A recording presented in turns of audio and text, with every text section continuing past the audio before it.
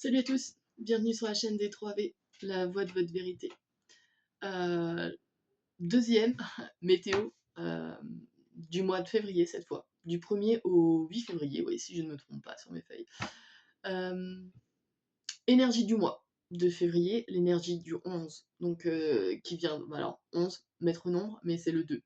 Le 2, c'est l'union, l'association, le couple, le fait d'être diplomate aussi. Sauf qu'avec un maître nombre comme le 11, on a tendance à vouloir prendre l'ascendant sur autrui, donc attention à ça. On a une énergie de maîtrise, de contrôle. Euh, Attention au rapport de force avec le 11. Donc là, ça serait vraiment ça, c'est essayer d'être le plus diplomate possible durant ce mois-ci. Alors, chez la plus... Enfin, ouais, chez...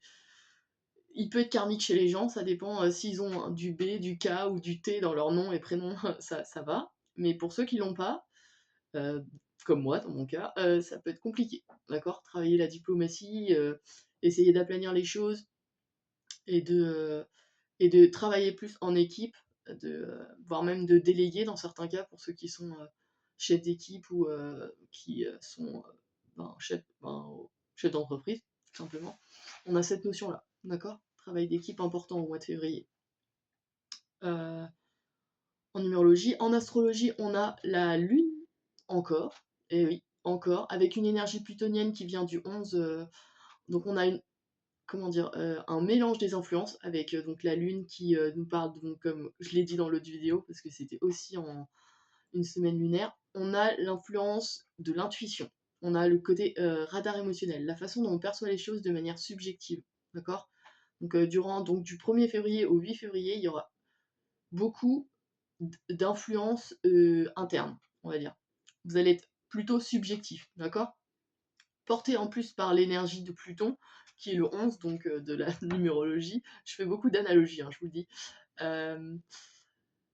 Ça permet d'enrichir les influences. Et ben le Pluton, c'est l'énergie de transformation, mais l'énergie de l'instinct aussi. Donc on a le côté intuitif et on a le côté instinctif. Donc on aura quelque chose de plutôt, en tout cas d'un point de vue extérieur, les énergies de ce mois-ci sont, en tout cas de ce mois-ci, pour Pluton et l'énergie lunaire pour la semaine donc, du 1er au 8 février, on a une notion ici de quelque chose qui est plutôt viscéral, d'accord, plutôt viscéral et d'intérioriser.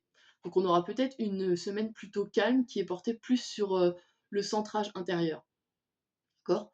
On verra la suite sur les cartes, mais j'aurais tendance à dire ça. Et d'un point de vue externe par rapport à justement à notre environnement, on aura quelque chose qui tarde peut-être à se mettre en place ou qui a besoin d'éclaircissement, parce que la lune c'est les choses cachées. Pluton c'est le côté transformation, donc on a envie de transformer les choses, mais les choses ne sont pas encore très claires, donc on a quelque chose de plutôt flou. J'aurais tendance à dire pour cette météo orantique, on a du brouillard, d'accord, durant cette semaine. On va voir, mais du brouillard qui peut avoir tendance à être agaçant. Donc attention, comme je vous l'ai dit, au rapport de force avec le 11. Ouais.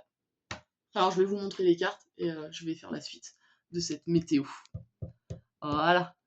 Bon, j'essaie au maximum de centrer. Est-ce que ça le fait? Oui. Ouais, je vais reculer. Voilà, parfait. Alors déjà, là j'ai pu découper avec les hexagrammes du Yiking, j'ai pu découper la semaine. Ici, ces 3 cartes, elles auront cours que pour, Dieu merci, à la limite, que pour le 1er février. Ensuite, je vous donnerai les autres dates, mais voilà.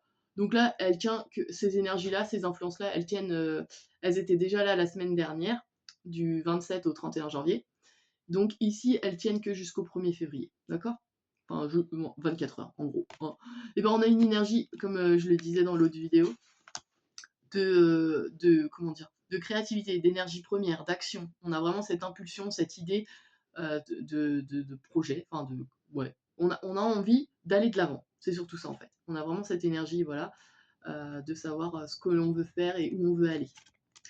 Ici, on a cette notion d'écroulement. On a quelque chose ici qui s'écroule et qui a besoin d'être rebâti. Alors après, c'est pas spécialement négatif, hein, c'est des choses qui peuvent nous arriver et se dire ah ouais, c'est exactement ça qu'il me faut, ou voilà, ce genre d'autant plus qu'on est porté par la lune, donc on est porté par notre intuition, donc ici on sera peut-être mené à quelque chose qui va nous inspirer, d'accord. Ouais, qui peut arriver de manière totalement inattendue, hein. C'est ça aussi la tour, c'est pas que des choses brutales et négatives, on a aussi cette notion de surprise, quoi, d'inattendu. En face, on a toujours l'hexagramme 20, comme la semaine dernière, mais il tient que jusqu'à 1er février. L'hexagramme 20, c'est la contemplation. C'est le fait d'élever son point de vue, d'avoir une vision globale des choses, d'accord? On a vraiment cette vision sur son environnement et sa vie qui doit nous permettre de nous élever, vous voyez? Qui doit nous permettre de voir les choses de manière plus grande. On pourrait même la comparer au pendu, d'accord? La façon de voir les choses différemment. Sauf qu'ici, on doit avoir une vision beaucoup plus élevée, d'accord? Ce qui est assez drôle parce que la tour ici, ces hommes-là ont essayé de s'élever, mais c'était leur ego qui s'est élevé, et en fait, ça s'écroule. Et c'est là où il y a une différence entre l'hexagramme 20 et la tour, c'est que ici l'ego est trop présent, et là, on doit élever justement notre conscience pour avoir quelque chose de beaucoup plus positif, entre guillemets. Et c'est là où Féou, je vais y arriver, il est où? Là, va nous aider, d'accord? On a cette impulsion de vouloir aller de l'avant, et avec un peu de chance, de vouloir nous élever et faire les choses différemment, d'accord? Donc durant ce 1er février, il y a encore cette notion de nouveau départ, d'accomplir quelque chose, de faire quelque chose de nouveau, mais il faut au maximum que ce soit avec une vision plus large des choses, d'accord? Ouais. D'où le fait de rebâtir, hein, d'accord? Ouais, j'aurais tendance à dire ça. Ensuite, alors c'est la période la plus longue de la semaine, du 2 au 6 février, on a ces influences-là. Alors, on va commencer par le tarot. La force. La force, c'est quoi? C'est le contrôle, c'est la maîtrise, c'est le discernement, la force. Ici, on a cette alliance entre le féminin et le masculin qui est plutôt réussie. C'est-à-dire que c'est l'animal, animus qui sont maîtrisés. D'accord? On est centré sur soi et on arrive à avoir justement cette intelligence de discernement qui nous permet de faire les bons choix. D'accord? Avec l'hexagramme 8, on a l'union et l'association, l'alliance. Et justement, cette alliance, elle nous parle donc comme je vous disais, d'association, mais de solidarité, de l'union qui fait la force, mais c'est la force aussi qui fait l'union. Et c'est là qu'on a cette notion comme je vous le disais tout à l'heure, ce serait plutôt une semaine introvertie à cause de la Lune et de Pluton qui sont vraiment à l'intérieur. Cette union-là, cet hexagramme nous parle d'alliance intérieure, d'être centré sur soi, et quand on est bien centré à l'intérieur de nous, on peut aller vers l'extérieur et faire en sorte de s'unir avec les autres. Vous voyez? Il faut une qualité intérieure, un centrage un bon centrage intérieur pour pouvoir aller vers l'extérieur. En gros, cet hexagramme nous parle de devenir un point d'accroche pour l'extérieur en étant déjà centré à l'intérieur. Vous voyez ce que je veux dire? Quand on a trouvé l'équilibre intérieur, l'extérieur ne peut que suivre, entre guillemets. C'est ça cet hexagramme, ce qu'il veut dire. Ça, c'est plutôt pas mal si on arrive à se centrer. Et justement, donc, avec on a cette rune, Manas, qui nous parle de quoi? De l'homme, de l'humanité, cette carte. Et elle permet de s'affirmer en vérifiant, comment dire, sa construction personnelle. C'est vraiment le soi profond, comment il est. Ici, on a encore cette notion d'alliance, d'androgyna, vous savez, l'alliance entre le masculin et le féminin, le yin et le yang. On a vraiment cette union avec soi-même, et qui nous amène à, parce qu'on est mieux, on peut avancer, vous voyez? On a cette notion de pouvoir, d'intelligence, d'honnêteté avec soi-même aussi. C'est là où, comme je vous le disais, c'est vraiment, je pense, une semaine très intérieure, c'est-à-dire qu'on doit se concentrer sur nous-mêmes, alors sans être dans l'égoïsme et en s'isolant comme un ermite dans sa grotte, mais on a vraiment cette notion de devoir se centrer soi-même, trouver son équilibre intérieur, savoir où on va, pour pouvoir amener à ce que le monde suive ce que l'on veut faire, en fait. Et c'est là où cette notion d'association, elle est importante ce mois-ci, au mois de février, d'accord? Le mois 2, c'est l'union et l'association. Voire le couple, hein, d'accord? Donc le couple, c'est juste le microcosme de la société, hein, parce que s'associer avec la société, c'est déjà, si on réussit un couple, c'est pas mal aussi. Avant de voir plus grand et de s'unir avec plusieurs personnes.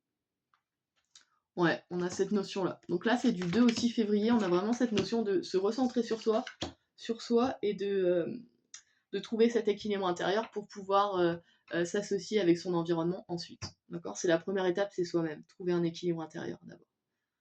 Et alors, les derniers jours, donc du 6 au 8 février, enfin donc du 7 et 8 février, les 2 derniers jours de la semaine, on a quelque chose d'un point de vue météorologique un peu plus, comment dirais-je,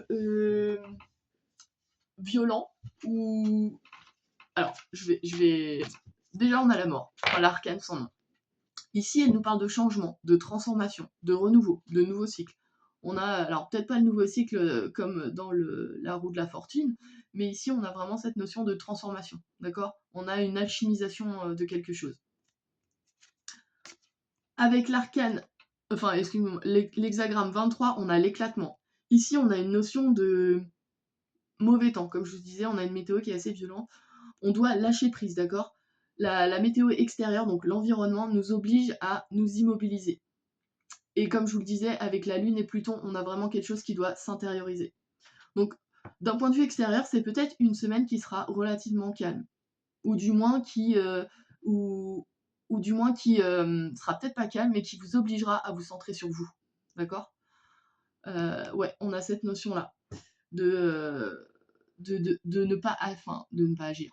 Disons que cet hexagramme nous parle du fait d'être qu'il est plus sage d'attendre que les choses se tassent ou se passent avant d'examiner quelque chose.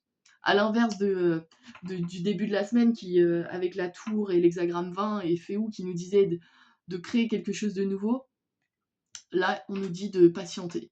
D'accord? On doit renforcer son assise intérieure pour un renouvellement. D'accord? Donc quelque chose qui doit être transformé et ensuite passer à l'action. Voilà. Alors, à Galaz, eh ben, déjà, littéralement parlant, c'est la grêle. Donc déjà, la grêle, quand ça tombe, c'est relativement violent. On a cette notion de difficulté, de quelque chose d'imprévu, d'accord? De la fin d'un cycle qui peut être parfois assez douloureux, mais qui est nécessaire, d'accord? Pour avancer. Et pour avancer, il faut lâcher prise, d'accord? On attend que l'orage passe et on essaye de, justement, en s'intériorisant, en attendant que ça passe et en essayant de se centrer soi-même, on conquiert sa liberté personnelle et on fait un travail alchimique nécessaire pour du renouveau. Ouais, on doit laisser mourir quelque chose. Alors après, tout dépend de ce que vous vivez dans votre vie, mais à la fin de la semaine, enfin en tout cas le 7-8 février, il y aura cette notion-là, d'accord? Ne rien forcer, lâcher prise, se centrer sur soi et essayer de changer ce qui a besoin d'être changé. D'accord? Ouais. Ouais, c'est des énergies plutôt puissantes, hein, enfin, et actives en fait. Actives sans l'être, c'est-à-dire que là, on va être... attendez, je me relève. Hop. C'est une énergie qui va être... comme je vous l'ai dit, active, mais active intérieurement. C'est vraiment de l'intériorisation là pendant cette semaine-là. De première semaine de février, on est dans une notion de, en fait, comme si on se préparait, on passe du 1, donc le mois de janvier, on était en 1, donc on pense à nous, enfin c'est l'ego le 1 aussi, c'est qu'est-ce que je veux faire, qu'est-ce que je veux commencer, quelle autorité j'ai envie de mettre en place, enfin voilà, ce genre de choses. Qu'est-ce que j'ai envie de diriger? C'est ça le 1, c'est l'autorité, le leadership, le commandement. Enfin voilà, on a cette notion d'ego qui peut être assez forte. Et on doit passer au mois de février qui est en mois 2. Mais alors un mois 2 qui est porté par un maître nombre. Le 11, la maîtrise, donc attention au rapport de force. À essayer de dominer l'autre, non. Parce qu'on doit passer au 2, le 2 qui est l'union, l'alliance, le travail en association, le travail d'équipe, c'est important.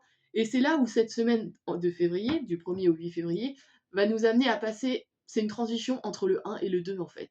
C'est que si on arrive à se centrer sur soi intérieurement, qu'on trouve notre équilibre et on sait où on va entre guillemets, malgré le brouillard qui peut être existant à cause de la Lune et de Pluton, on a quand même cette notion de centrage sur soi, de trouver son équilibre intérieur pour pouvoir amener une association en fait avec l'environnement, avec son environnement. D'accord? Comme je vous disais avec l'hexagramme 8 qui est là, l'union, l'alliance, on a cette notion d'être un point d'accroche pour l'environnement une fois qu'on est centré sur soi. Donc là, il y a un réel travail intérieur, un travail alchimique. Hein. On doit faire mourir quelque chose, rebâtir, laisser s'écrouler et faire mourir quelque chose pour rebâtir. tout en faisant preuve de discernement, d'accord? Et de contrôle, mais de contrôle sur soi, pas sur les autres. Si on arrive à se contrôler soi-même, l'environnement autour sera contrôlé de lui-même, en fait. Moi, j'ai tendance à, enfin, en tout cas, de ce que j'ai pu observer, j'ai tendance à voir que ce que l'on a à l'intérieur se reflète à l'extérieur. Donc si on est quelqu'un de plutôt nerveux, colérique, on aura toujours beaucoup, hein, beaucoup plus. On aura beaucoup plus de gens, de contact avec des gens qui vont amener des conflits, qui vont être plus agressifs avec nous-mêmes. Donc, ce que j'aurais tendance à dire, c'est qu'il vaut mieux être zen à l'intérieur et on aura plus facilement des contacts avec des gens zen. Vous voyez? C'est là où l'équilibre intérieur est important. D'accord? Alors après, c'est qu'un cas parmi d'autres, hein. Il y a des tas d'équilibres qu'on peut trouver personnels, mais voilà, c'est ça en fait. Ce que l'on a à l'intérieur se reflète à l'extérieur. Ouais, ce serait ça cette semaine, à prendre en compte et à travailler. Voilà. N'hésitez pas à liker et à partager si ça vous a plu, si ça vous a parlé. Qu'est-ce que je peux dire d'autre? N'oubliez pas votre lumière intérieure. Franchement, c'est le plus important. Voilà. Je vous dis à la semaine prochaine. Bye.